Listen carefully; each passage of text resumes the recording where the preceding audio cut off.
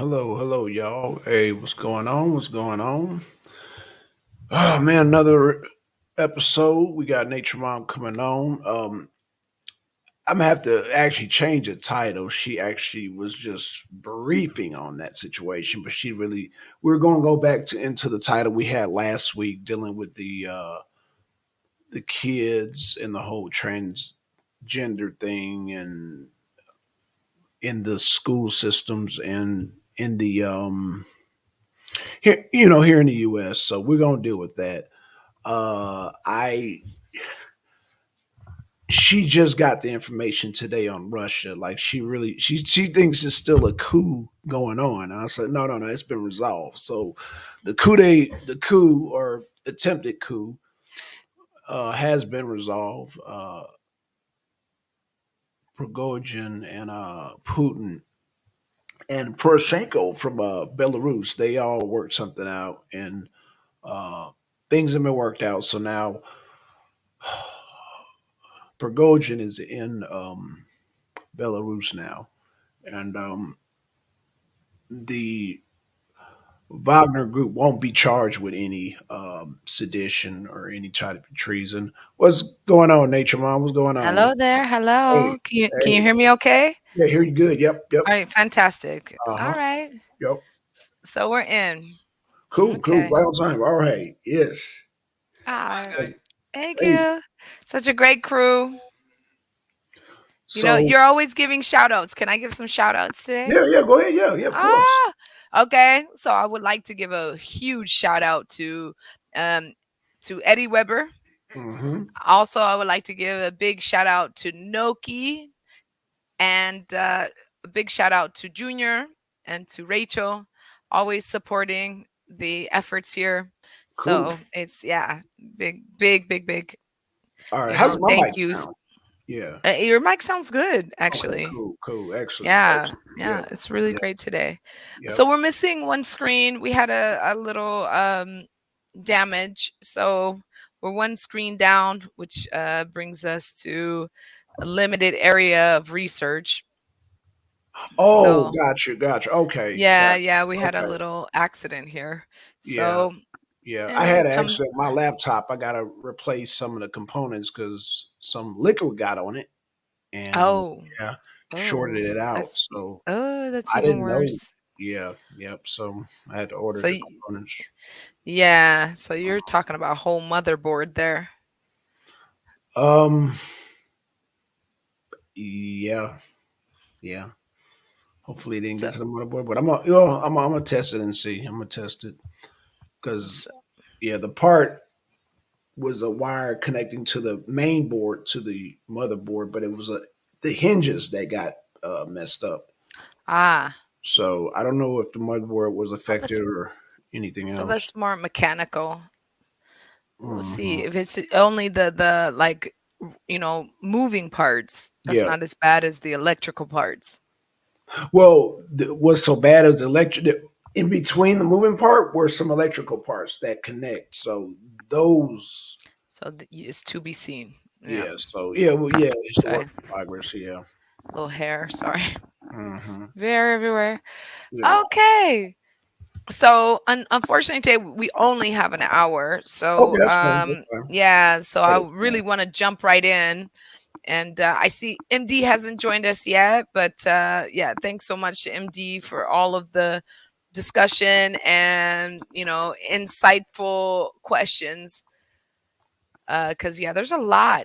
This is a heavy, heavy topic, and I think that one of the biggest issues of this particular topic is that when you say anything that really questions, let me restate that. When time. you say that anything that brings questions to this topic, Hmm. for the side that's really trying to rally for it, especially for accepting the treatments that are ongoing at this moment and the conversation that's happening in classrooms and children's classrooms. When you are questioning these things, then you're really brought about as the enemy of the public and the enemy of the state. Right. And I think that that is something that needs to be challenged. And I'm okay. make me the enemy because I'm not afraid. I've been up against a corner before many, Right. and when I notice when I'm standing on the side of my children, when I'm standing on the side of the laws and justice and science, I'm okay with anybody trying to challenge me because then it lets me know I'm heading in the right direction. You know, Right. as it said to me once in my youth, you know, when you are going in the right direction, you're going to make a lot of wolves howl. And Ah, I like that. yeah, yeah, I like that too. And Hmm. so in this topic, you know, I noticed that you know, Matt Walsh and you know his I don't say that you know, I'm an advocate for Matt Walsh in any way, but I really respected his pursuit for the truth. And what was interesting to me was how many people would not listen to the question that was being posed. They were more offended that there was a question being posed to them at all. Right. And to me, that just is a pure sign of ignorance. Yeah. Whenever someone doesn't take the moment to listen to the question, even if you don't agree with the question that's being posed, take a moment to listen, Hmm. because your listening really it really shows your ability towards emotional maturity, and it shows your ability towards intelligence, Right. because listening doesn't mean agreement. It means that you have the ability to process information in the given time. And people don't really realize that they're so busy already having dialogue in their head that they can't listen to any of the information being given to them in the moment. And Right. you know, I think that that's one of the things that he really brought forward for me in the particular conversation that he was presenting on. The question was, what is a woman? And even women, he went to a rally of a feminist rally, you know, of women fighting for women's rights. And when he posed the question, all they could do was oppose him. They weren't Mm. taking the time to listen. And Right. I think that it was a very valid question. So in this day and age, you know, we are being brought with these different scenarios. Okay, historically, out of context, I get it. But there are different scenarios where when we ask the question, what is a woman? Um, and then we're presenting, you know, articles showing pregnant men, because that's what the what was that, Vanity Fair? Let me be accurate here. Okay. I'm missing I'm missing some information here. Some my phone. But let me just make sure that that's what we were dealing with. Okay. It was a Vanity Fair, possibly. Pregnant man. Yeah. So it was Vanity Fair. So I really appreciated this particular article, this his approach to this article, because be reminded, Vanity Fair was the first magazine that even presented a pregnant woman as a centerfold, yeah, centerfold. So a center, you Right. know, model or topic Okay. for the public to acknowledge as something beautiful, as something fashionable. And that was in August of 91 with Right. Demi Moore on the cover. She was the Oh. first pregnant person presented on a cover of a magazine in Okay. her nude state. I mean, she did cover herself with her hands, but she was topless in that photo. Okay. So Vanity Fair is also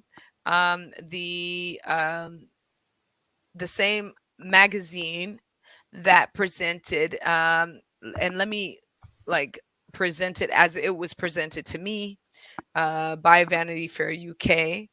Um, Pregnant transgender man Logan Brown stars on the cover of Vanity Fair.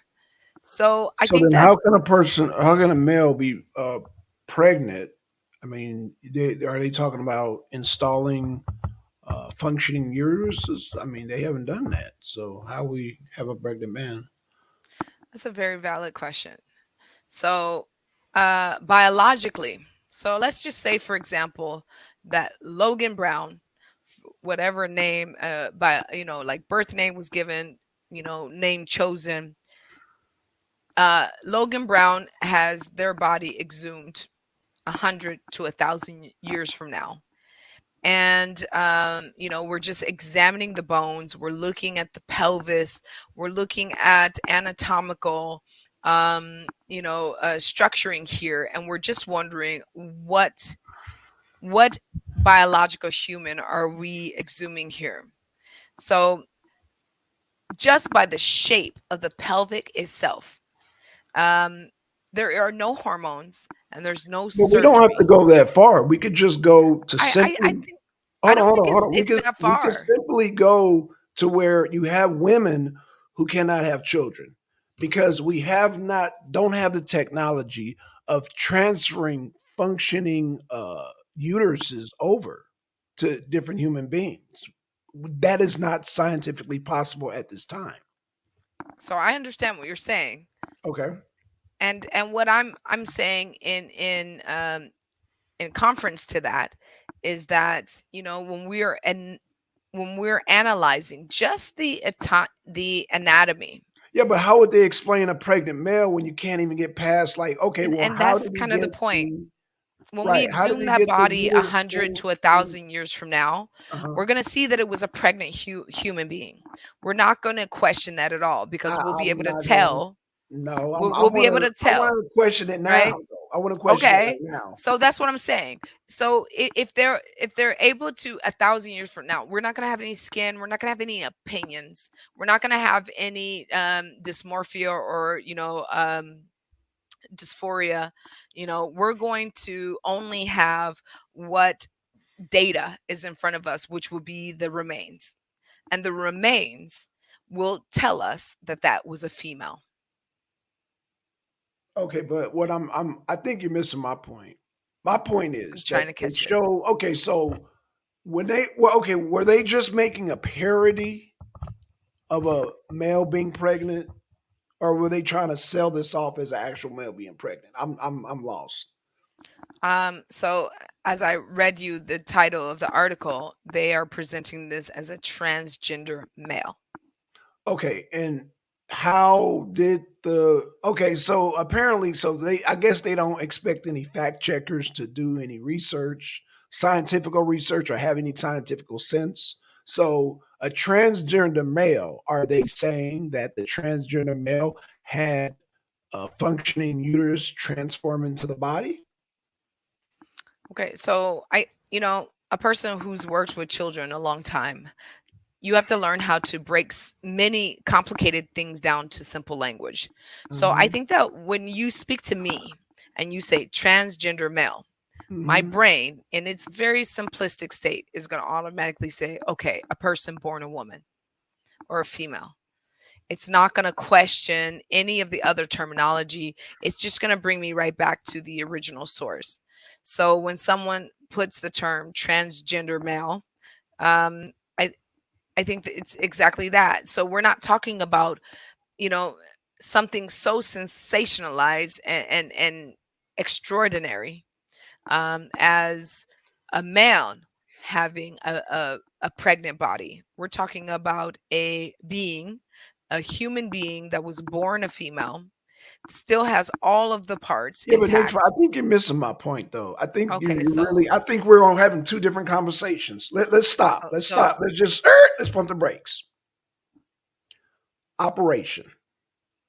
Okay, there is no cases of a successful human beings of a uterus being transferred to a human being, that being woman, man, whatever, of a successful functioning uterus. This would be major right now. This would be like a scientific breakthrough. You can't even do this with women. So how the hell did the scientific community let this farce of nonsense go through? Because I'm talking we're just talking about pure science here. Okay, You know, so because we're actually one thing I'm all for is scientific breakthroughs, and there is no scientific breakthrough of no successful uterus being transferred to another human being. okay. That's where I'm at right now. I'm right there. Right, I Okay. got to get past this. So you're presenting science to me here. Right. And that's sorry. That's just a thing. We can't really put much science to this because no science has been operated yet. Um, and I think So that's the the bottom science line of to this that. has not been challenged. This is not a science conversation, no. And the science community is quiet about this because there's no science here. Oh, there's no science here. Okay, because I'm like, yeah, because my mind, I'm thinking science. And I'm thinking, when I think about science, I'm always thinking about science breakthroughs. And there's nothing in here that reflects science breakthrough because they don't even have this for women. Like there are women, generations of women upon women who cannot have kids. I mean, I No, mean, am I this is missing something here?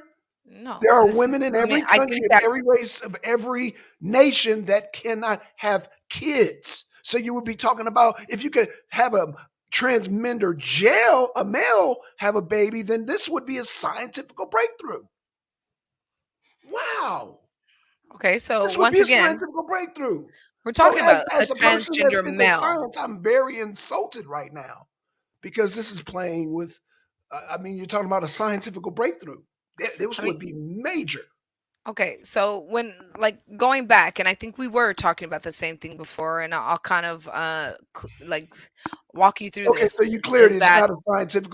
This is more of a farce, it's more of a really trying to. fantasy, more farce fantasy. I don't know what you want to call it, but it's not science. So what we're doing is we're changing definitions here because once again, as I said earlier, and I think we were talking about the same thing, when we use the term transgender in front Hmm. of male, it's almost like saying opposite, right? So when you Uh-huh. say transgender male, you're saying opposite of male, which is Hmm.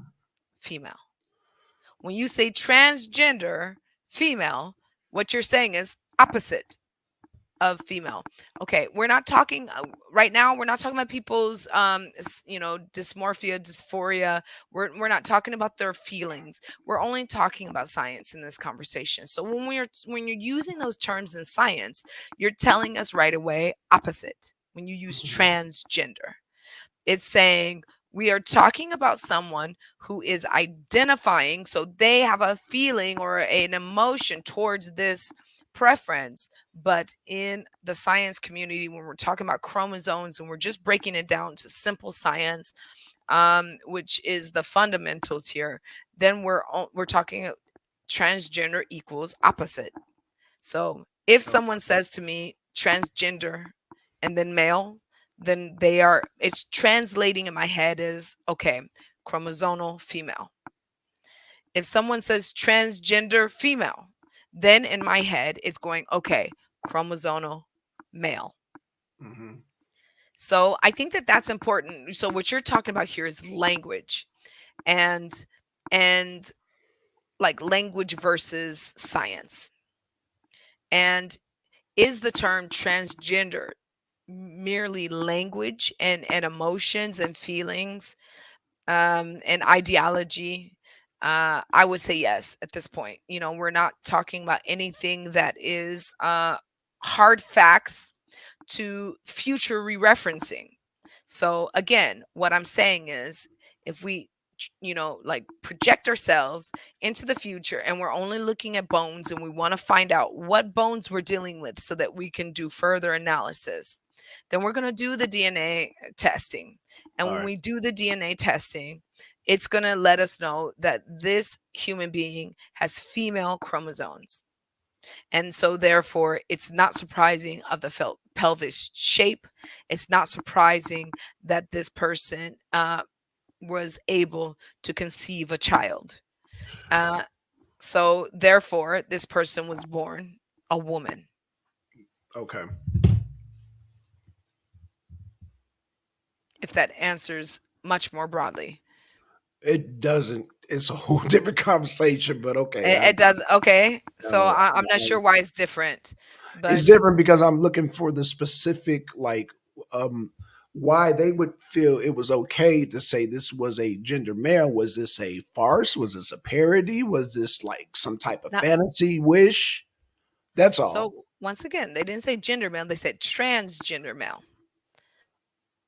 Yeah, I think we're having two conversations again. Uh, I don't think you're hearing me. Was this a farce? Was this some type of comical parody about the I'm pregnant not. I'm not transgender sure male? if it was meant to be a parody or not. To be honest with What you, was it meant to I'm not. be? I'm not. I don't work for Vanity Fair, so I don't know what the objective is here. Okay, so we Um, both agree that it wasn't due to science, so it wasn't based I in mean, science. Vanity Fair, no, there's not Okay, much science right there. No. okay, When we okay. talk about Vanity Fair, we're So, talking about sensationalism. so We're fantasy, talking about, sales. We're talking about, fantasy. really like eh, Okay, okay, I'm over grabbing an audience. Science is not necessarily trying to grab an audience. We're just trying to deal with evidence and facts, So we're dealing with fantasy. if you like to call it that. I mean, since we're talking language, I mean, I'm trying to find something that what this falls into. So apparently, it's not science. So are they feeding a fantasy here? Are they feeding I um, mean, I would uh, definitely say, like, would you wishful call thinking? okay, Uh, so I'll ask you this way. Would you call politics a fantasy? I'll call politics direct control of resources. So no, I would say not. No. So I would call politics a fantasy. It's not something that's necessary for human existence. It does not have any basis, and it is based on, charismaticism. It is based on human-born ideologies, and it is not something that we need for survival. It does not cover any of the basics of survival. So for me, it is a construct. So if you want me to compare apples with apples, is politics a construct, and is transgenderism, and the language put behind both of those things a construct? Absolutely, it's constructive. It is like putting in the society ideals that this is something that is concrete to that society, when truly the only things that are concrete to any living beings is food, water, and the ability to survive. And those are the three things, and when we're talking about survival, then we're talking about evolution, we're talking about adaptations, we're talking about mutations, we're talking about just being able to adjust to the environment as it is. Now, Right. these are environments, in my opinion, when we're talking about ideological environments. We're talking about environments that are constructed by humans and that have no basis. If there was any other, let's say natural catastrophic event, it would be the last thing on our topic, because it's not essential to our basic survival. I think that, like, if we had a massive earthquake, if we had huge volcanoes, if we had a tsunami that wiped out more than half of a society, the last thing that we would be talking about in that particular survival moment would be transgenderism. We would only be talking about the basic needs. And do these categories fit under basic needs? Absolutely not, if that's what you're asking me. I'm lost. That's your point.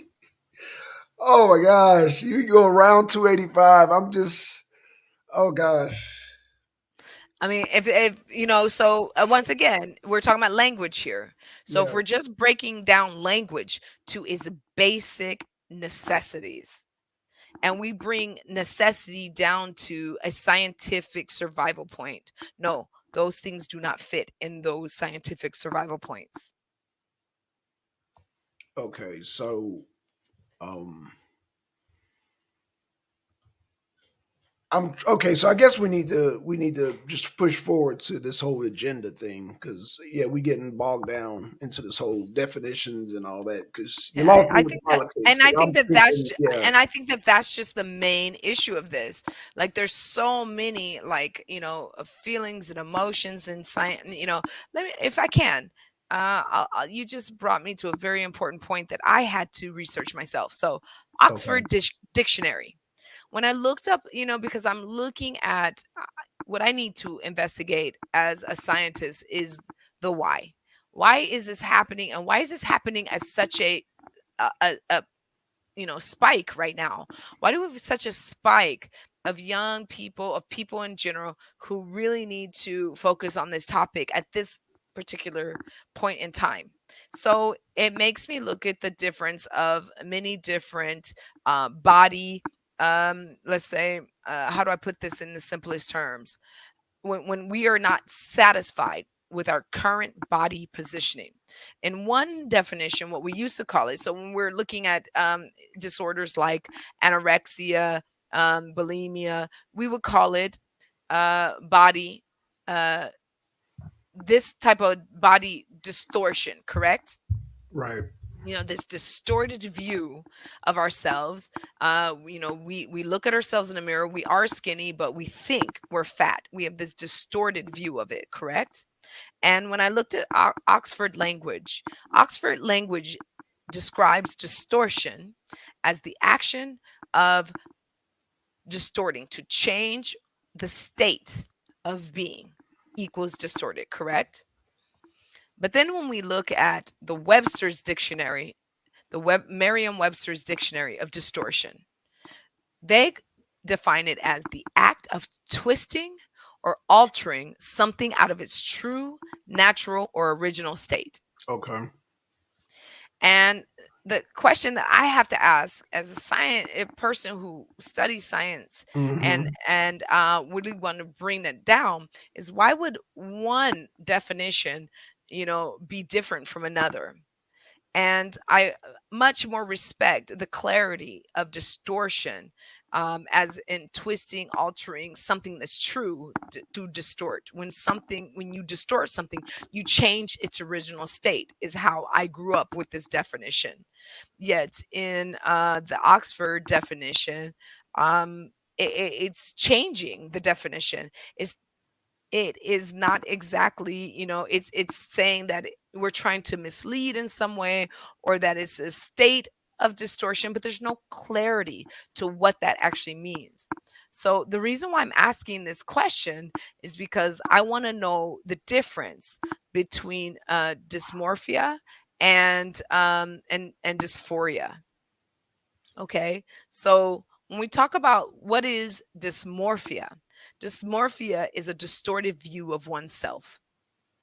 Dysphoria, and usually dysphoria is used in the definition pertaining to transgenderism, they do not see it as dysmorphia. They do not see it as a change of its original state. And I think that that's a very interesting, like, play, as you're saying. We're changing definitions here. What is it? What is the bottom line, universal definition that we can all stick to here? And we can't stick to even a definition because, excuse me, different um, different dictionary sources are now giving us different views of what distortion is. Right. A lot of it is being altered. So It's being altered.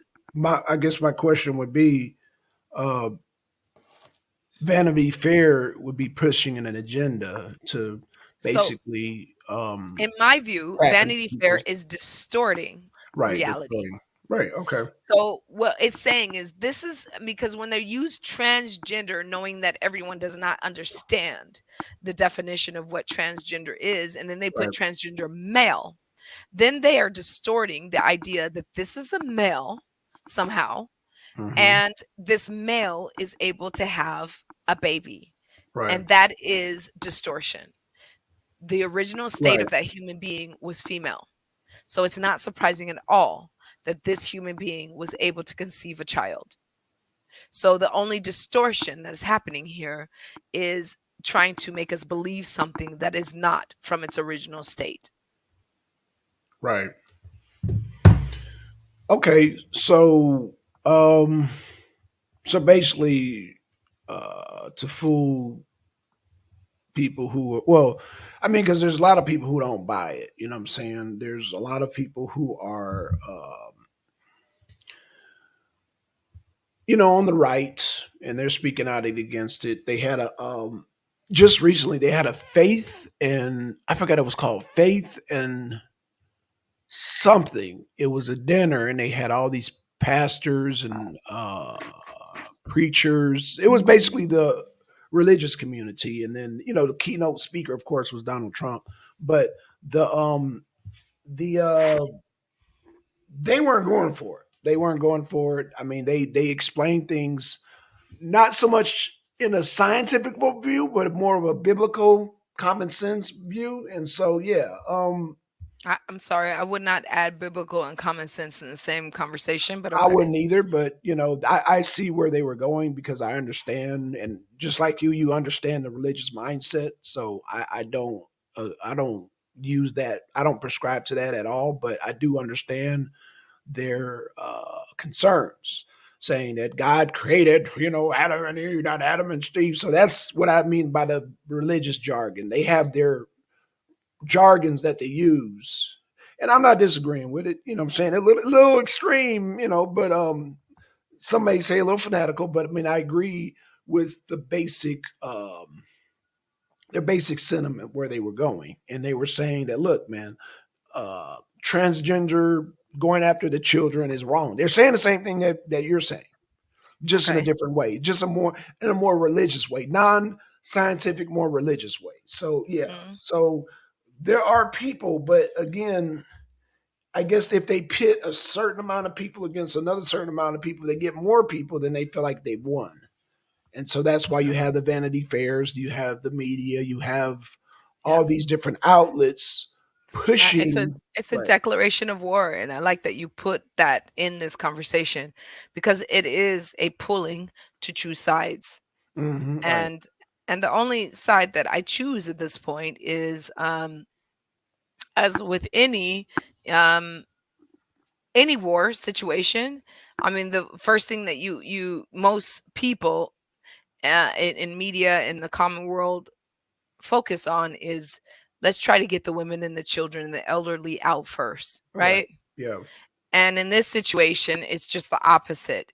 We're not getting the women out of this at all. We're actually, in my opinion, when you have human beings that were born male with a completely different, and functional anatomy, much more muscular tonality built into their system over Right. women, and you have them competing against women for women to lose. I think that automatically, you are throwing women right on the front line of this war. And then when you, put, uh, let's say, soldiers right in the classrooms to indoctrinate your children. This is the last thing that we want. We've learned from the past. We learned from, Hitlerism. We've learned from many different fanatical points of views. When you start to put, dogmatic points of views in a classroom, then you really bring, an ideology that, in retrospect, is looked upon very negatively. And we weren't satisfied with the, idea of eugenics and of racism and of, extermination that was put into the classrooms in, SS, Nazi Germany.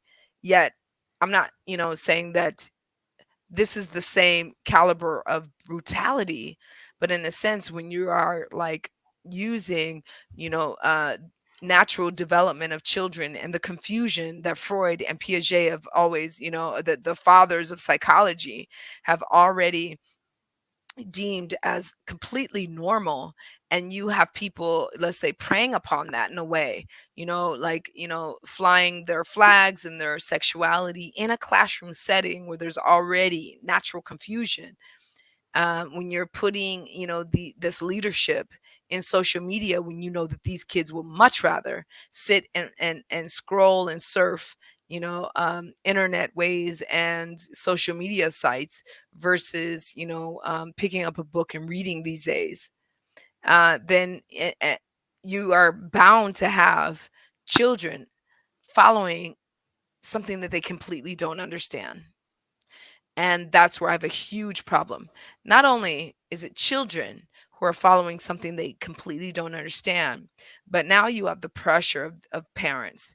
Your children are very sure, that they are not, the body that they were born in. They're very sure that they feel a certain way at 10, let's say 9, 10, 11, 12 years old. They're sure of their future. And yet, um, we bring doctors and psychologists and these specialists in to talk to the parents and these children, Right. and the doctors and psychologists also confused, not sure, and saying, okay, the laws aren't behind us because there's no laws that promote giving hormone blockers to children. Not yet. I've searched it. I'm trying to find the hardcore, the country that is completely behind and changing their laws so that children are allowed by law to be given these hormone blockers, and I can't find one yet. So is it just the United States only, or The United Mexico? Or States, it Mexico? is not legal. There's nothing in the legal system. I'm researching the data, and Okay. there's no data that determines that giving hormone blockers to a person that's underage, Uh huh. giving hormone blockers to a minor, is not a legal practice. And there are many doctors out there who are also admitting, I'm giving into this because the family seems sure, the child seems sure, and I'm hoping for the best for this kid. But there's no real data behind this. There's no research to back this up.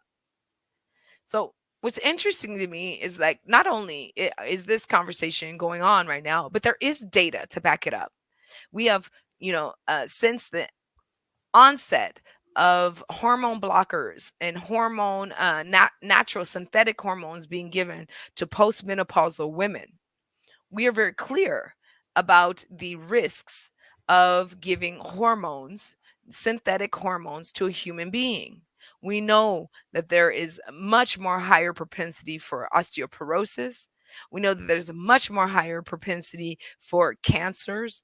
Hmm. There's a lot of biological side effects that comes with this, but because we're dealing with postmenopausal women, women in the, going towards the elderly stages of their lives, we are much more willing with their consent to take the risk.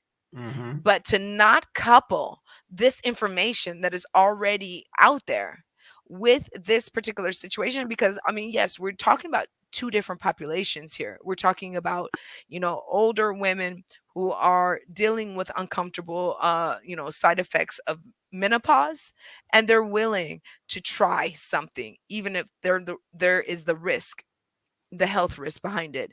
But these women are making a very clear and conscious choice. They're no longer in reproductive ages, and they know that their decision will only affect themselves. Okay. Right. We're completely eliminating that data, and we're saying, okay, our children are a whole new category, and we're not going to add data we already have Right. because they are postmenopausal women, and we've already put them, these taboo women, in another category. And we're not considering that all of the side effects that they have to deal with and they've accepted is something that children will have to deal with from the onset of their lives and for the rest of it, whatever is left. So we're choosing osteoporosis. We're choosing, to induce, some cancer risks. We're choosing to induce some thyroid risks, some endocrine risks, because we're not putting the science data together for some reason. Well, yeah, but a lot of people are unaware of the science risk, though. I mean, you have people. Why? I mean, how many Why? families have Well, older postmenopausal women in their families? Why are we unaware of that data? I know that, like, post we're and I like that you brought that up, because menopause is a taboo issue. That is an issue that's isolated for women community, women, and let me say that again, women community. Okay. And it's isolated to them, and it's a taboo topic because um, aging women is not a topic that the world wants to talk about. Okay. Yet at the same time, we're going to give those same endocrine blockers, we're going to give those same hormones to children and expect that there's going to be a different outcome. Right. And why? Because one group, women over a certain age, are being considered a taboo topic. And on the other hand, we want to pretend like our children who are confused, which is a normal state, Right. once again, that their confusion should be treated by medication that has not been thoroughly explained Right. clearly, um, like you said, not looking at data that's already there. Now, is there a chance that a younger body is going to have different adversities to this medication? We have no idea, but we at least have the data, plentiful data of what's happening to people who are who are transitioning into the older phases of their lives. And we know what side effects they have been facing for decades now. And we're not presenting that evidence to this particular topic. Right. That's disturbing to me. That is also another distortion. Right. So we're changing the nature, we're changing the reality of facts, and we're not considering the science here. And Mm. this I have a huge, huge problem with because, already as a person, sorry, this is a little tight. As a person who, has to really look at the the side effects and the propensity for older people, why would I not look at those same, side effects and propensities for young people and know that they will have to deal with these issues for a much longer term of their lives? Right.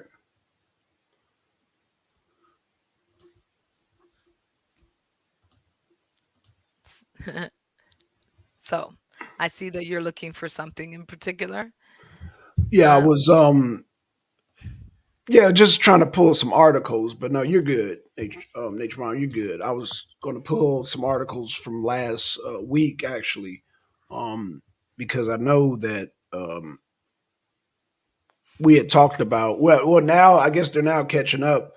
You know, they have in the articles Muslims versus transgenders or LGBT communities. So I find it very interesting because they automatically assume that uh, Muslims, Hispanics, they automatically assume that they're going to be on the side of the Democratic Party on the left and all that. But it's funny because a lot of these people are traditionally to the right. And when they come here, it's like, I don't know why the Democrats will assume these people are going to go to the left. And even if they go to the left, it's only temporarily. They're like, hey, I'm to the right of this topic. And so, yeah, you know, Well, I think that it really comes back down to that one word, that I keep asking, for the last couple of weeks now: distortion. hmm So they've distorted the views that, minority groups, which are actually majority. There's been so much distortion in the history of Western culture that it's just assumed that we're going to keep falling for these distortions. right, right. The bend away from natural. Yeah. And the bottom line is, as more and more science is made available at our fingertips, that hmm we're able to fact check, that we're able to cross reference, that we're able to like find other data to support, peer reviewed information. Right, There's this assumption that we're going to keep falling for these distortions. And the bottom line is, no, we are actually becoming much more, aware of how to seek out data. We're becoming much more aware of, how to find out what is the true potential of what can happen to our children in the long run.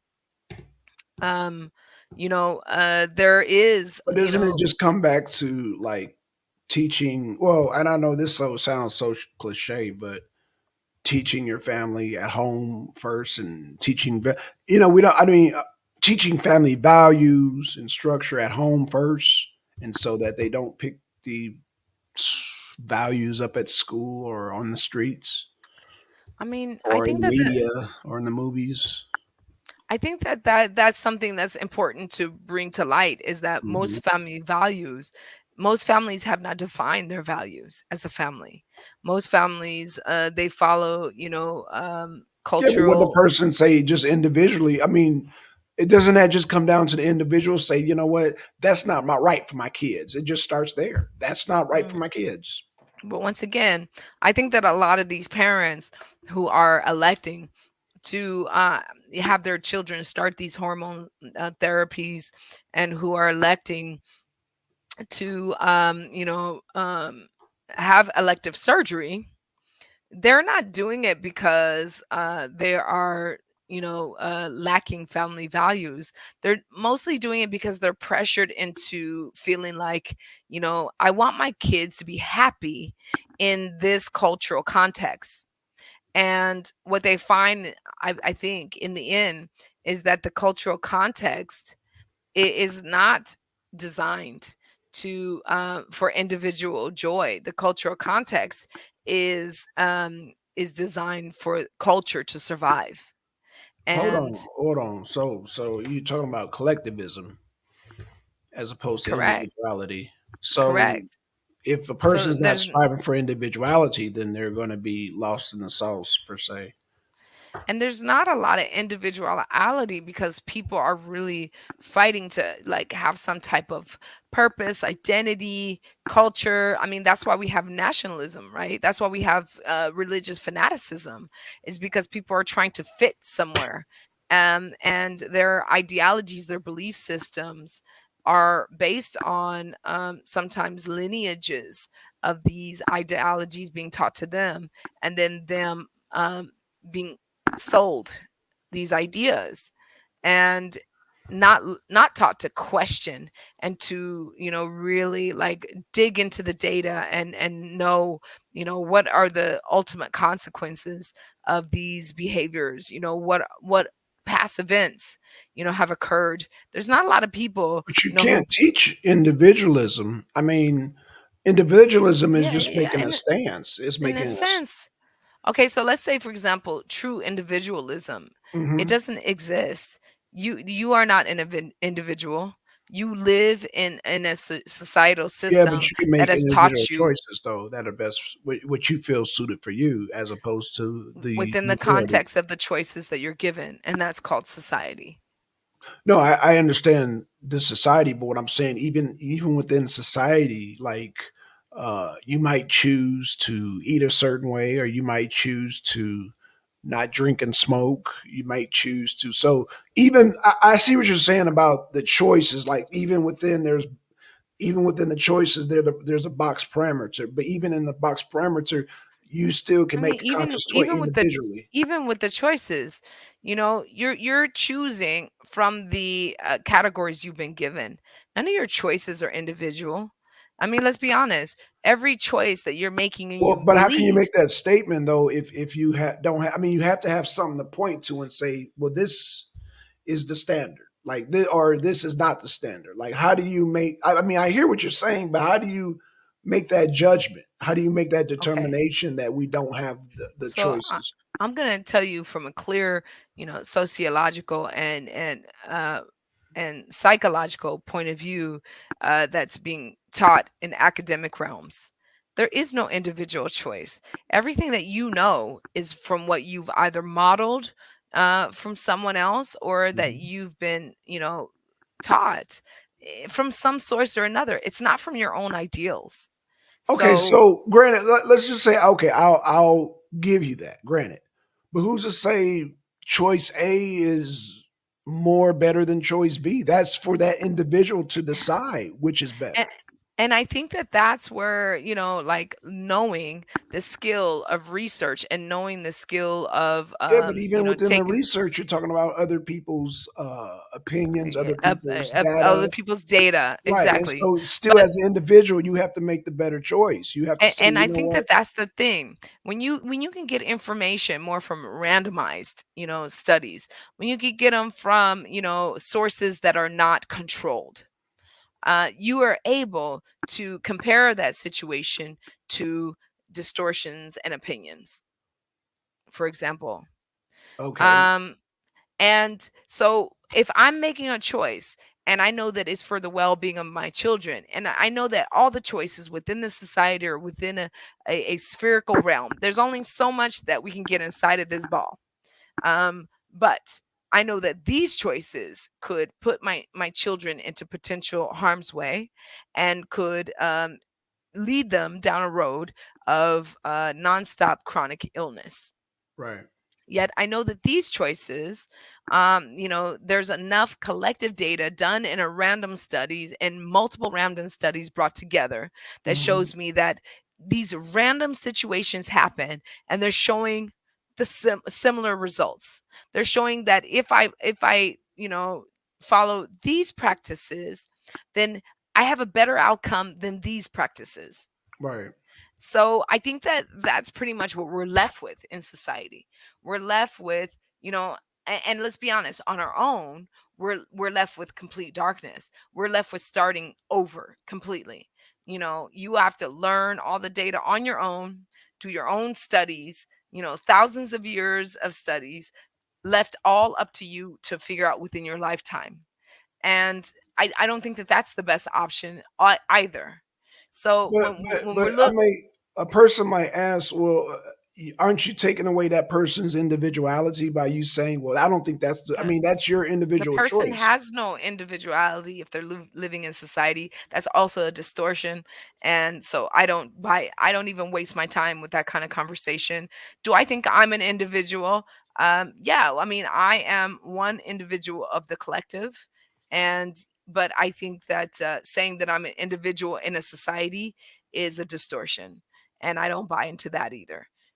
So until I have completely found my own system and I've broken away from the overall system, I'm not truly an individual. I'm a But why do we have to constituent. break away from a system if the system apparently is beneficial for people to live in big cities, to, So you know, therefore, have air conditioning? you are a constituent. You're not an individual. Hmm. Okay, well, MD I'm said at he's got to come. He's on the road, but he's got to come up because he wants to. He's like, "Blur," So shout out to MD, man. When you get a chance, you can pull over, man. Get on, get on, get on, get on, MD. yeah. Okay, so So so I um, also agree when we're following the ideologies of our churches or religious, sects, when we are following the ideologies of our families, when we're following the ideologies of our schools, we're still following an ideology. When we're following the ideologies of our groups who are focused on gender okay, and what that so definition is, it's not individual, it is contextual. but even in with the society, you have as an individual, you have the choice to make choice A or choice B. And what I'm saying Exactly. is that people, uh, you know, with the whole transgender thing, I'm on your side when you say, you know what, it don't need to be to our kids. So what I'm trying to get to is that, Hmm. you know, um, individually we are making choices saying no, we don't agree. Like if the mass is saying, oh, this is right, and you got people, individuals saying no, this is not right, this is not what we agree with. They're individually making that choice and that stand is what I'm saying. But you're disagreeing with that. Yeah, because I think that most people's point of view, Hmm. even mine, my ideologies of what a male or a female are based on what I was taught, is based on the science and the The stance that I science. have now on the Hmm. science, Hmm. which did not individually come from me. And the stance that I have about it right now, the way that Information is being, in my opinion, Yeah, distorted but in even media. though but even though Nature Let me Mom finish. okay, go ahead, It's alright. different. It's being altered from the science that was taught 30, 20, even 10 years ago. Okay, There is, so when you start to change the information, you teach us one thing and then you try to change it. Then I start to ask the question as an individual. right. I start to ask the question, Right. okay, you taught me this and now you're changing what what you've taught me. And so once again, in both of those situations, you taught me this. Now you're changing what you taught me. Now, as an individual, I'm stuck in the middle, having to process it and think about it. Where most people are just going, okay, well, now the data is just different. So I'm just going to change with the data. Where some of us are standing back and going, well, exactly how has the data changed and what evidence is there to the change in this data? Right, like myself challenging the data, like I said, because again, learning about the uterus which forms life, or hold the eggs or the sperm or whatever to reproduce. I've been taught that there's women out here that don't have functioning uteruses. So how can a transgender male jump ahead of the line of all these women that been trying to have kids for centuries and years and years and years, and all of a sudden this transgender male jump ahead of the line of evolution and now can have a kid? I just There's that would be a no scientific jumping breakthrough. and Huh? there's no jumping ahead of the line of evolution because Right. biologically that person is a woman. And that's so individual. That was just my individual Thought process. Yeah. uh Uh, yeah, thought process. That's what I came, that was my analysis. And I'm like, wait a minute. They haven't even hadn't that scientific breakthrough yet for even women. So, I mean, I think that that's just it, and once again, like I said in the very beginning of this conversation, I keep bringing up, this idea of distortion Okay. because I think that when we really don't look at what is distortion in definition and conversation, then we don't start to ask, well, where have we gotten away from nature in this? Now, Well, real do I have a quick, problem? Okay. MD just made a very good point. He says the society benefits from the achievement of individual, not the other way around. That's actually a true statement. From where? From you, let's look at Martin Luther King, George Washington Carver. Let's look at Webb Du Bois, Malcolm X. These are were individuals. And Oprah yet Winfrey. none of their efforts were actually gained on an individual basis. They were all gained on a mass basis. So it's Huh? really hard. Yes. I mean, How? even Okay, Martin okay. Luther King, he didn't do that march alone. He marched over and over with a group of people. He rallied people together. He was a very But he rallied charismatic them as an figure. individual. No, he rallied a group, and it was the group that had the Right. power. He rallied the group. So he, as an individual, rallied the And group. he was actually rallied into it, if we really liked, And there was an touch on true individual. history. Well, and it was an individual that rallied him up. There was an Actually, it individual was a that did group that. of people, if we But wanna what I'm saying is be that the idea started with historically. an individual. It started with a group, actually. I mean, you can say maybe one. I never found that there was one particular person that Okay, so sold what about into this idea. inventions like penicillin? Like I don't know the like Ah, individual. penicillin. I love that because Okay. penicillin was actually, people don't realize this either, was a group effort. So the doctor who is credited with discovering penicillin, he didn't discover it. He accidentally left food out. And it was his Mhm. colleague that saw that something happened within this, cultured environment. And it was his colleague that actually said, you are onto something. So once again, it wasn't an individual situation. It was a group effort there. Uh, I don't know. I guess that'd be up for debate because I'm still No, not seeing it's how it's a science. group. Yeah, it's science, but it was an individual that It said, was the "Oh, end of look at that." no, it was one It was individual one who made a person, right? mistake One. Okay, and a colleague and who it was recognized the colleague was mistake okay. So as that as colleague, a potential environment that they could explore. So it wasn't an individual effort. MD, you got to come on up here because I'm maybe he Just, can get. I'm not. I Yeah, mean, science I'm I not. discovered very recently as well, because we all thought the penicillin came from one guy who discovered it. Mhm, No, that's not the facts. No, it came from mhm. a group effort. And Okay, the Wright brothers, or well, I guess the invention of uh, the automobile, which we benefit as society. The world benefits from automobiles. That came from and one person. it didn't come from one person. It actually came from a group. So these were a group of engineers, even if they were self-taught engineers, Hmm. and they were in competition with each other. They had their own society. So it's the same as the painters. It wasn't just like Monet and Van Gogh. It was a group who spanned across Europe, and they were inspiring each other. And then it even carried into Mexico and America. It was a group who created this, this impressionist uh, eh, period. It wasn't an individual. So I know it's so, it's like, yeah, someone did, let's say, create this, one idea, but it's a a society of people who've been working towards this race to answering a question.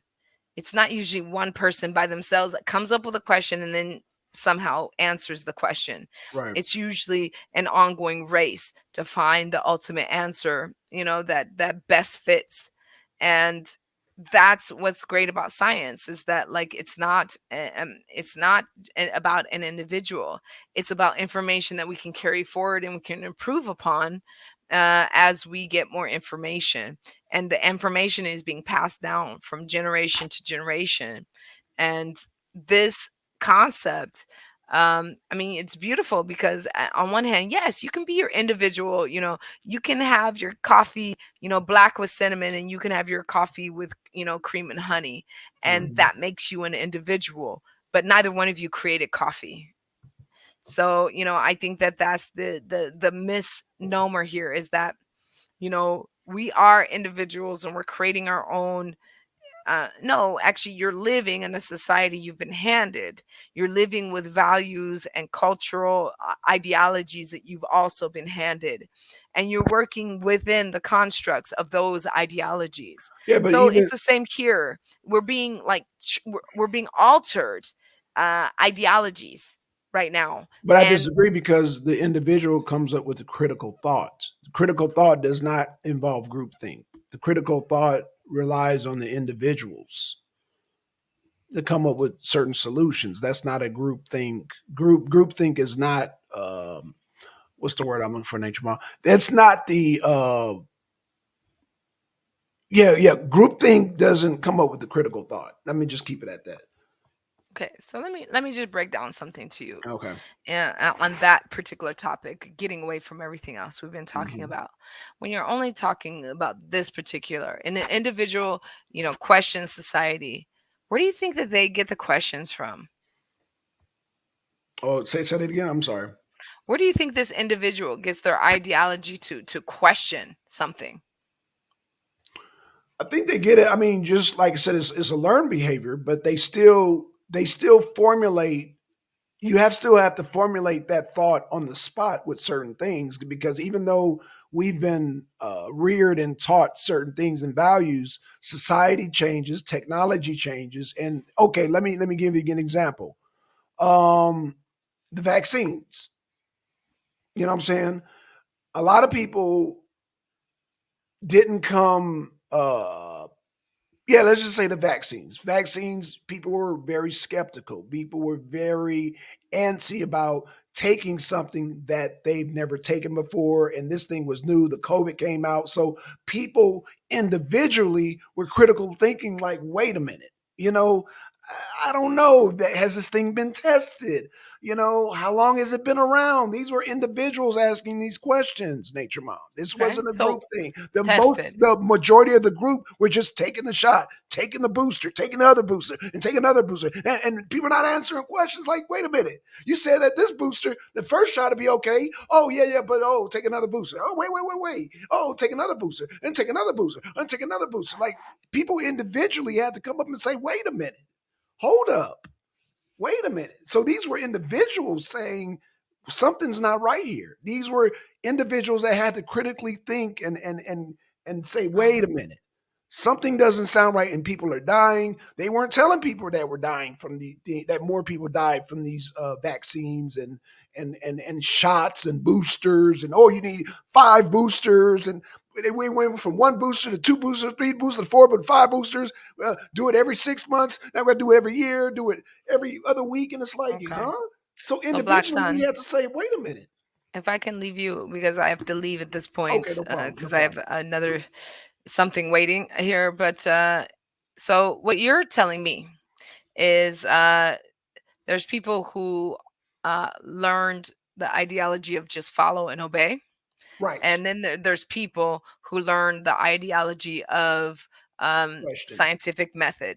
So fine, what's the problem here? Let's come up with a question. Let's come up with a hypothesis. Let's experiment. Let's test this idea. And both of those are led schools of practices, both of them. So what you're saying to me is not something new. What you're saying to No, it's me not is, new, but yeah. So, and I wouldn't say it's individualistic in either one of those cases. I would say you have the school of thought, which is many schools of thoughts, right? mhm, But in these two scenarios, we're talking about the school of thought of follow and obey, mhm. which usually falls along, in the ideologies of parenting, of religion, of, society, government. And then you have the idea of, critical thinking, exactly as you said, which usually falls in the sciences. So we're talking Okay. about, philosophy, we're talking about science, we're talking about in what used to be psychology and sociology, where we question all the views. Unfortunately, I feel like, just the last thing I'll say on this Okay. topic, I feel like the sciences of sociology and psychology in the realm of transgenderism and the politics behind that are starting to shift towards the follow and obey category. Right. I agree with that. And I agree. they used to stand in the categories of science. And what we need them to do as we move forward, because we're not individuals, we are a collective group here. We are society, and that's what society is, collective. We need very clear definitions But if we of. were collective, then why did we have people pushing it back against the vaccines? So once If again, the that collective because was the because you collective have was taking you the have the vaccine. I because you also have the school of critical thought and scientific method. Okay. Science questions everything, and then we experiment and we look for the facts and we keep experimenting so we can see what things repeat themselves in patterns and what things are just But that ideologies that means belong in the other group that of means just follow and obey. but that would mean there would have been a larger collective of, I guess, media saying, "Wait a minute, hold up, this hasn't been tested." So that The thought would media have to falls run up. into the follow and obey, in my opinion. When you So start then, to have like agenda and paid groups, paid like behaviors, then mhm, no, that's not scientific questioning. That's just follow. That's do what your right. boss tells you to do because you're getting a paycheck.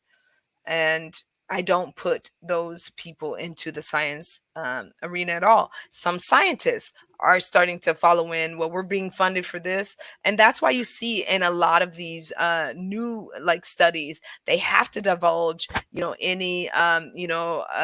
any discrepancies in their studies. Are you being paid, to do this? By whom?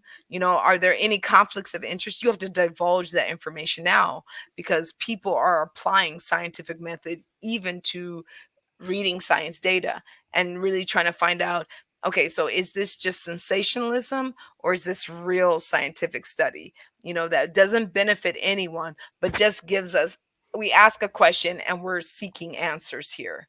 Right. But both of them fall under a community. I don't really. There's very few people in this world left who really live under individualistic rule, and more and more of those people are being pinched out. The people who felt differently, than the mainstream societies that we're trying to develop in the past, they're always, assassinated one way, whether it's physically assassinated, mentally assassinated, or socially assassinated.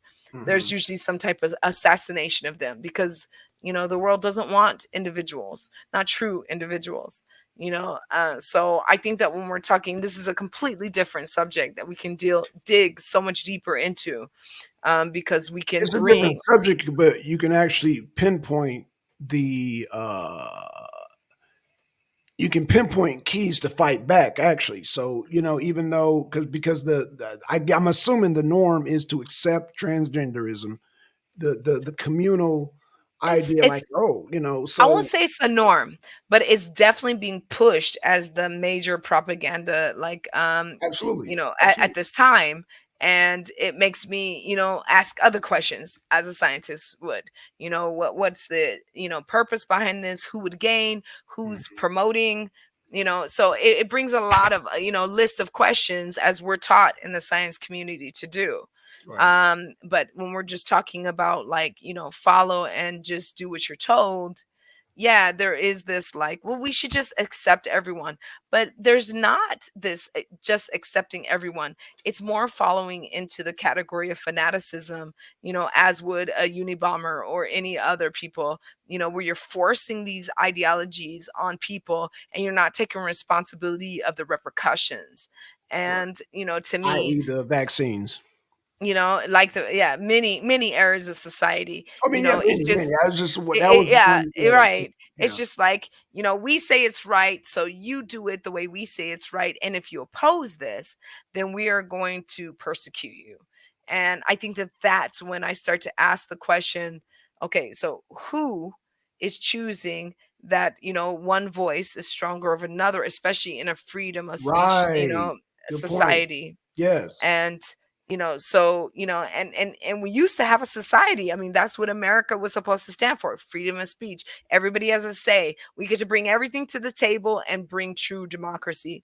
True democracy is gone, because we're only having groups who are trying to gain numbers. And that's exactly why I say to you that there is no individualistic, aspect to our society. There's only trying to gain majority. And I think that that's very important to understand when we're talking about politics, ideologies, core beliefs, nationalism, all of these things. It's a number game. So in this particular game, I think that it's a number game as well. It's very politically, focused. And when you're going after kids, to gain your numbers, that's guerrilla warfare. In my opinion, we would shun countries like Africa, and we do, when they go out and they recruit children to raise them for their armies. But in a sense, this is the same thing.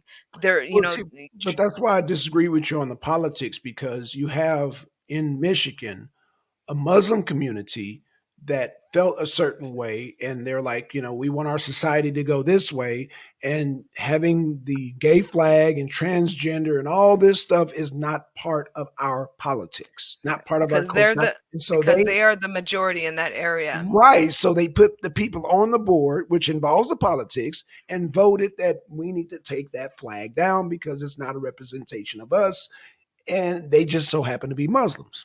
So what would happen when their group is infiltrated, Then and the then politics will go the other way. politics will change. So Right. that's why they're politics. And that's why, I put it into, far away from the category of science, which is just like really, testing and looking for facts, versus, trying to, let's Yeah, but say, then we're talking pressure about towards obedience. yeah, but when we talk about politics, I mean, it kind of infringes on the it kind of you delving into the culture and customs, and that's why I said the customs and cultures of most Islamic societies is not the basic cultures and customs of the LGBTQ society. There's conflict there. These are and two societies that have their own conceptual cultures. And right. so the politics is the vehicle in pushing their culture to be the dominant, to make sure that their culture is the dominant culture A race for at numbers. that particular right in that particular society or that particular city or community. So absolutely, I think that we're saying the same thing in I think different we are. Yeah, ways. yeah, And I mean, I think that that's something that we have to be the most careful of because, like I said, it's very.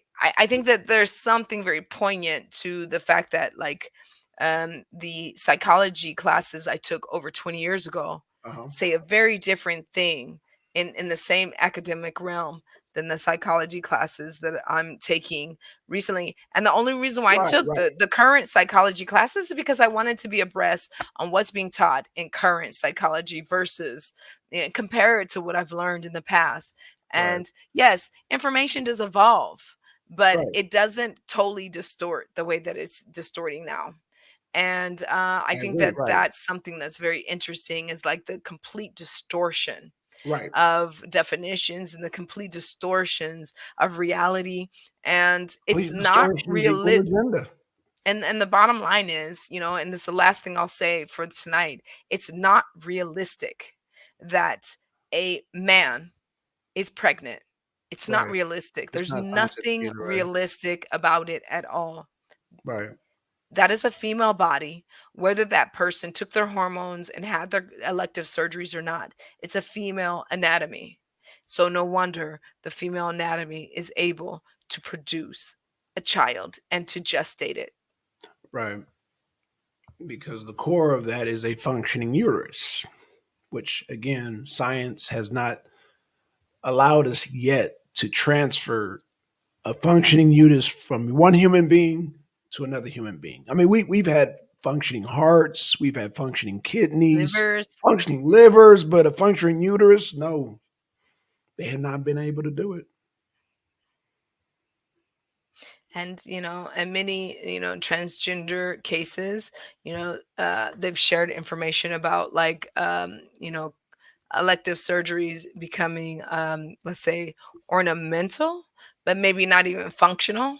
Right. And yet you're telling me that you've made a male Right. into a functional baby carrying entity. Right. That's why I just went straight to the chase and said this is fantasy. That's why I cut through all. When I see people trying to play me, not you, Nature Mom, but like Vanity No, Fair, but I just cut overall. through the chase. Like what's going on here? You know what I'm saying? I'm the type of person. I guess we being from South Central LA. When people are doing a 3 card money in New York and Philly, we don't go for it. It's like no, we don't go for it. And so that's And what I'm let's saying about. say, Huh? we know that and let's say we know that the term transgender is a much shorter cut than saying this is a woman who decided she was confused about her gender and started to take hormones and did elective surgeries to become a man, but left some parts Hmm. and now is pregnant and looks like a male, cut off all the parts to look like a male, but is still female having a baby. It's much shorter to say transgender male pregnant. Right. But I think that's just the important thing is like understanding when you're getting bamboozled in a way. Hmm. This Yeah, bamboozle. and this is some bamboozling. Like, Yes. we know that we're looking at, and science will tell us in itself that this is a female, this is a woman Hmm. in her chromosomal state. Okay, I'm not even touching on her sociological state. I'm not talking about her psychological state. In the you know biological and anatomical state, this is a functioning woman, a Right. functioning female. And Am I going to give her, a whole bunch of titles when I'm writing my report about it? No.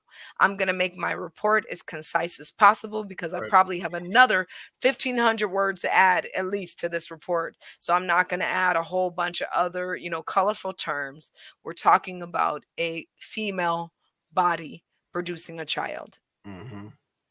And yes, I would say that in a personal setting, I would say if someone's trying to convince me otherwise, it is bamboozling. You know, this is a person who is dealing with distortion, self distortion, and they've done elective surgeries to further enhance this distortion. Right. And the natural state of this human being is female. There it is. There it is. Do we need to do another show on this, or do we? I mean, is the case closed? I'm sure there's a lot more information to share, Okay, that's fine. but it depends on the audience. I mean, I think that most importantly, the things that we haven't really touched on yet is the overall ramifications for the children long term. Like, what are those two true ramifications, Okay. and where did this all start from? I think that's a very important piece Right. of information because it just kind of hit us out of nowhere, but it did begin from somewhere.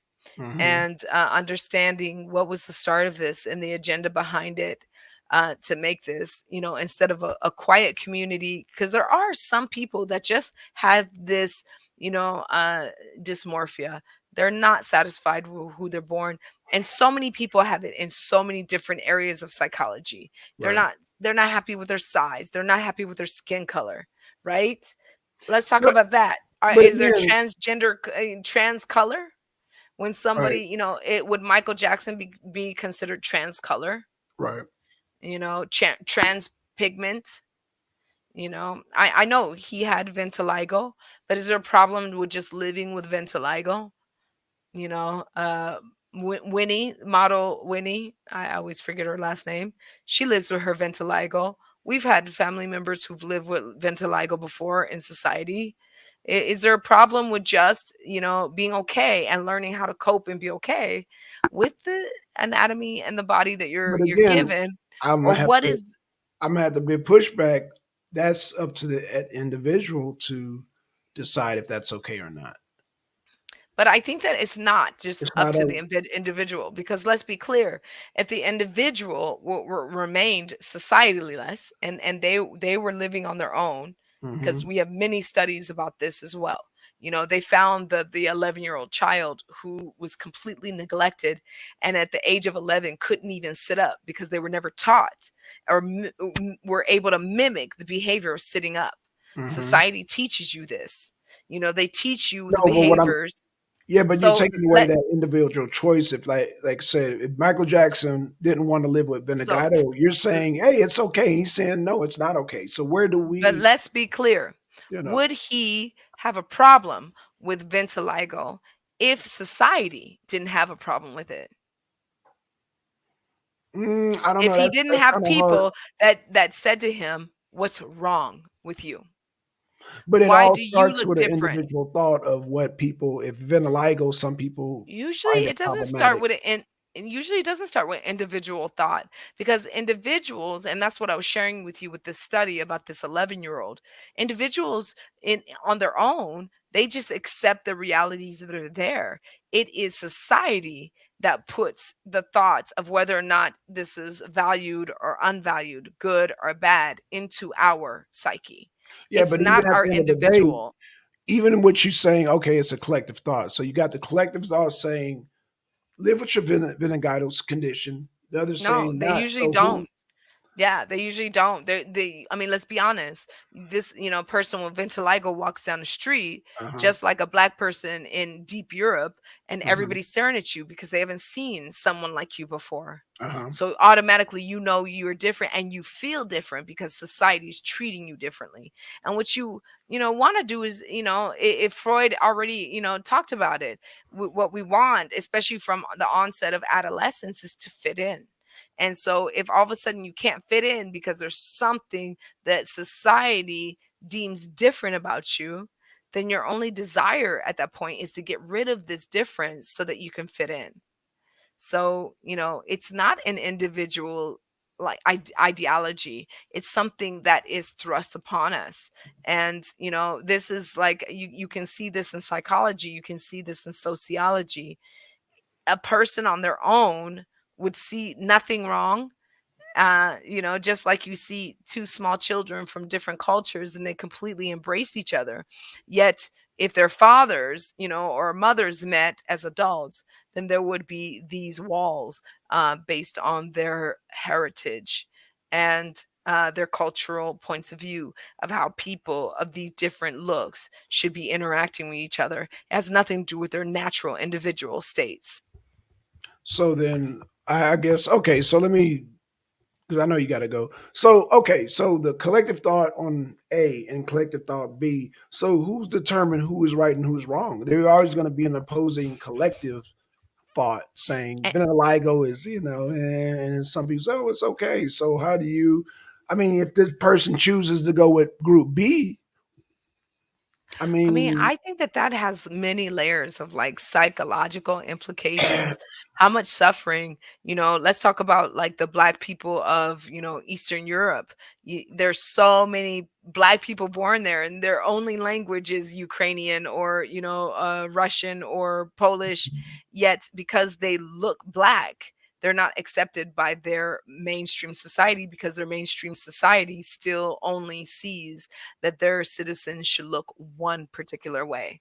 So, so what's the problem there is that society says one thing, yet as an individual, I was born here, I speak the language, I went to school here, I have no other identity but here, and yet I'm told I don't belong here. okay, real quick before you go, Nature Mom, I want to get MD on MD. Yeah, can you hear me? Yes. Oh no, I was just listening in, man. Like I said, I'm on the road, man. This is very interesting topic. No, no doubt, no doubt. So I got to get your take on what Nature Mom is saying about individualism and collectivism, real quick, if you can. Go ahead, go. Well, you got a question? No, no, no. I wanted to get your take on, because we're having a discussion about collectivism and individualism. I wanted to get your take real quick before, while you can. Oh, I no, I will say this. Certain points of what next mom saying, I agree with, but altruism in itself, we don't have to conform to that. So is it more about the collective or is it about conformity of each individual? I think it's conformity, but again, that's a choice. That's Nature what I Mom? would say. Okay. Nature Mom? It may be too loud on Uh, my end. No, no, it's you good. okay. You good. So it's a choice. I think remember that most of our choices are based upon resources and availability. Most people don't have the choice of being able to. They don't have the finances to be individualistic. You need the support of your system, and especially if, let's say, we'll go back to the topic of vitiligo. If you grew up where everybody in your neighborhood, you look different from them, and then you go outside in your neighborhood and you look different from them, and you're just constantly, on the outskirts. As you're growing up and you are trying to forge your life and you're trying to, go to school, you're trying to buy a house, you're hoping just to find as many allies as you can.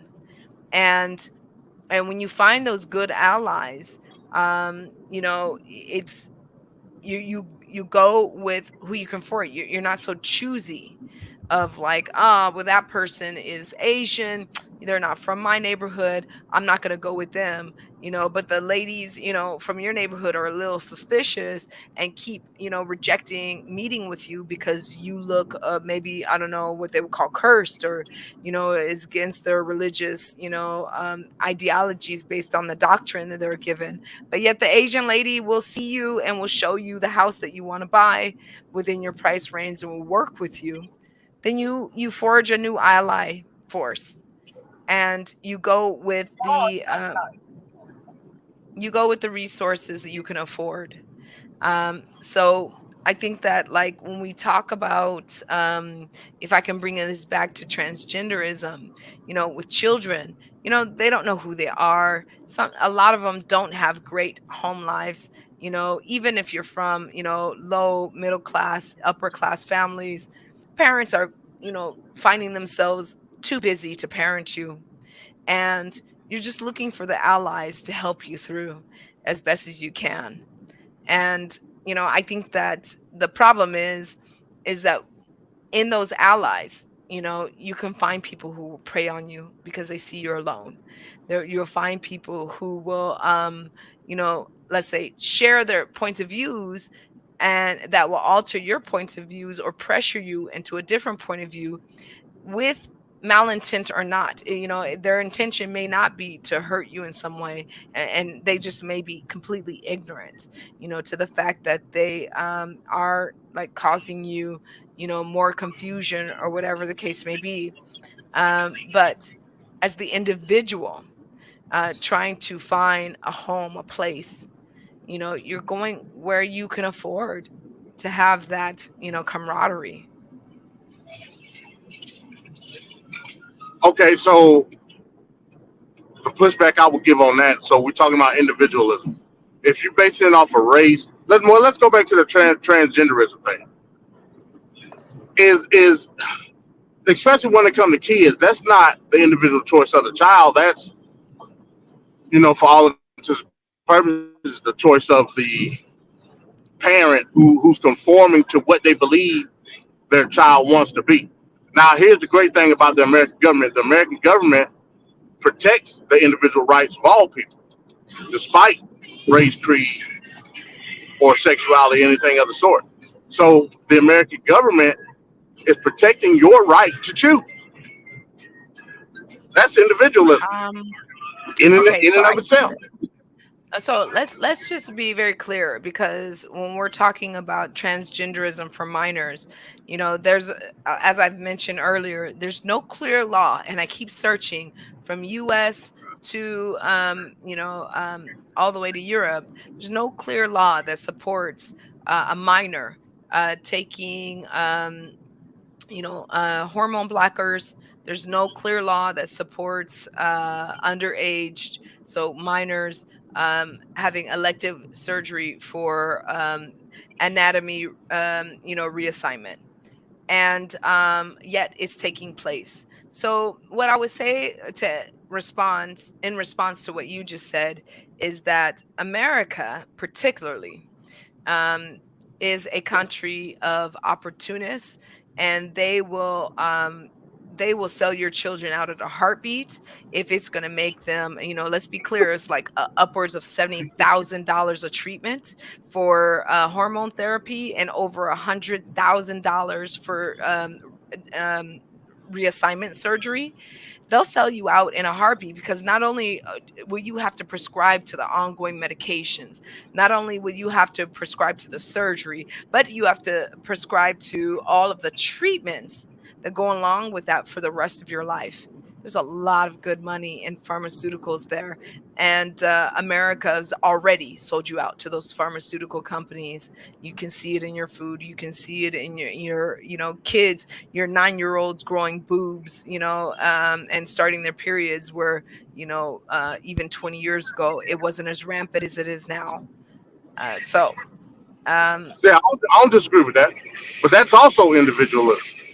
But what I'm you saying, know, it's a go go, definitely go ahead. an illusion of individualism. Well, it's an illusion from the sense of you're confined to a certain aspect of that individual choice. I don't disagree with that. Like the other day, we were talking about food deserts. I mean, if you're confined to being in a place where there's food deserts, then yeah, that's where you would have to have some type of governmental intervention. But what I'm saying is, in the terms of the individualism on the capitalist side, yeah, it's money to be made in gender identification. But from the individualistic side of a social aspect, as a parent, you have to understand that this is a choice given to the individual. you can't necessarily make that choice for your child, nor legally can that child be of age to make that individual choice. So that's where set a precedent on what it is to protect the individual right. If that And I think that if I just saw that you went out on that last part, and so I hope I'm not like misunderstanding where you closed out. But what I will say,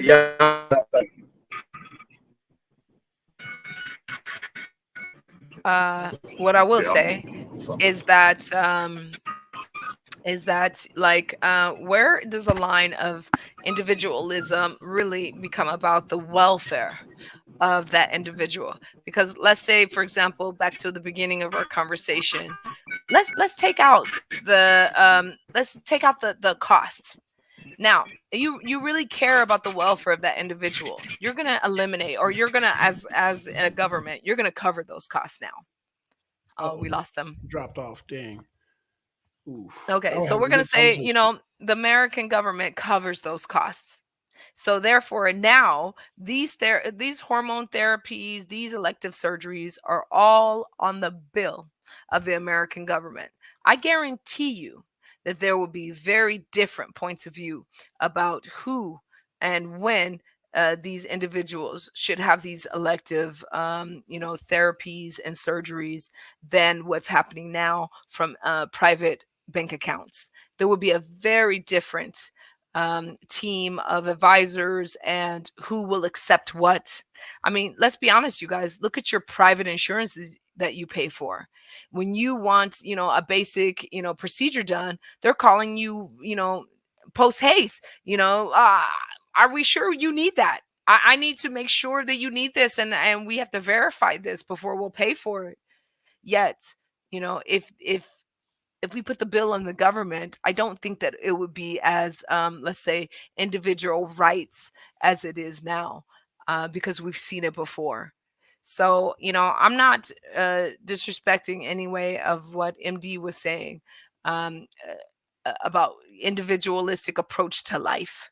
But what I am saying is that when individualistic approach to life has a very, very large price tag attached to all of these, doctors who get to experiment on our children, um, out of fear of not being, not making the money, but also being deemed as, being demonized for not adhering to the individual child's um, ideals, that they're not sure who they are. And guess what? They're a child. They're not sure who they are. But um, if we put the bill in the American government's hand versus individuals' hands, I think that we would have a very different narrative of what they deem as being individualistic rights, and what should be available to each human being. And I guarantee you, this would not be on the list of bills for them to pay. Right. Okay. Well, Nature Mom looked like MD dropped off, and I know you got to Yeah, go, but yeah, I man, have to go great conversation, man. Shout out to as MD. usual. Yeah, shout out to Nature Mom. Man, shout out to E, man. E was trying to get on, but he was having difficulties. Shout out to you, E. I'll give you a call. Yeah. Um, we got to continue this. Got to continue this next week because, like I said, this thing goes deep. Yeah, it's a huge rabbit hole, and It is. It is. It really is. and I think that, like, that's the one thing, individualistic. Does that mean financially? Or does that mean for overall well-being? And that's something we have to define. Right. Well, I'm sure MD will go back and listen to this because I don't want to answer it for him, but because it's funny because he had a debate on individualism versus communalism when it comes to economics. So I'm going to let him Oh, answer this that would be next right there up that alley. week. Okay. Okay, guys. All right. So thank you for tonight. All right. So 6 o'clock. 6 o'clock. Yes. Okay, cool, cool. All right, man.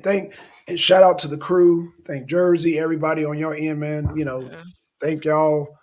Cause yeah, it was smoother this week. It was way smoother. So Oh, yeah, yeah, oof. Yes. Thank goodness for them. yeah. Well, I will definitely send them big thanks, and I know that they're quite often listening to the show, so Cool. they're probably listening right now. So big highs to you guys, and thank you so much. Right, right. And shout out to the people on Rumble. Like I said, Rumble. Shout out to the people on Facebook. We got some extra avenues, and we're gonna start expanding in more avenues too. Not just YouTube, but definitely allow more people, different social medias to come on and participate, watch, and yeah. Comment. So yeah. All Well, right, thank you, y'all. We out, y'all. Peace. thank you. We out. Let me get the closure. Mhm. Uh-oh. Wait a minute. Where's the closing? Oh, uh-oh, uh-oh. I can't find the closing. Oh, here it is. Okay.